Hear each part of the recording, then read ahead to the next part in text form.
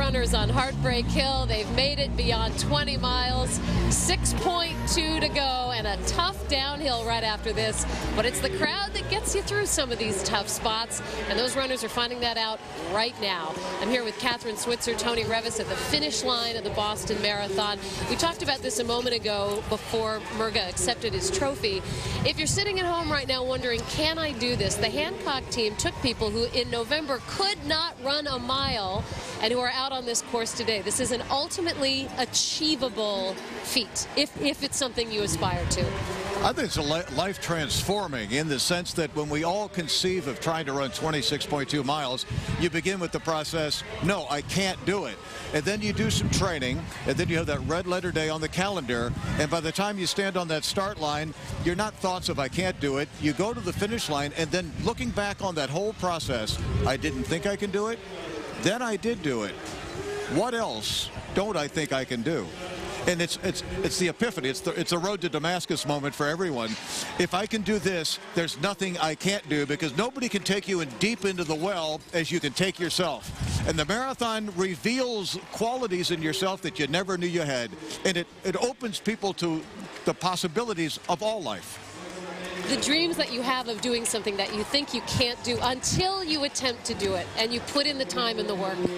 Do it for yourself, because it'll open your life to yourself. You learn anew who you are. And you realize that you second guess yourself on all these other things, and you think, wait a minute, I ran the Boston Marathon. Why am I second guessing myself?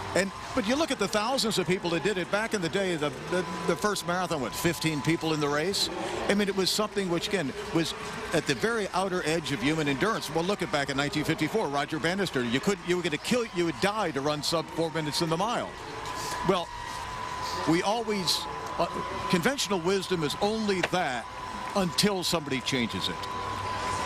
And that's what the marathon does. It changes you to yourself, who then you become a better husband, father, uncle, brother, worker, mate, whatever, friend, because you've taken your place, yourself, someplace within which you can't get on the cheap, you can't buy at a store. Only months and sometimes years of preparation can lead you to. And it's something which our society needs more of.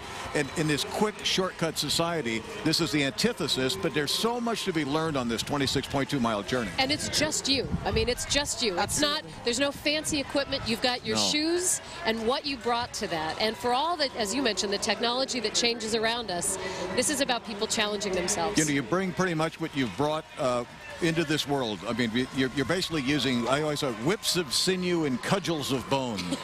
Poetically put. Very nice.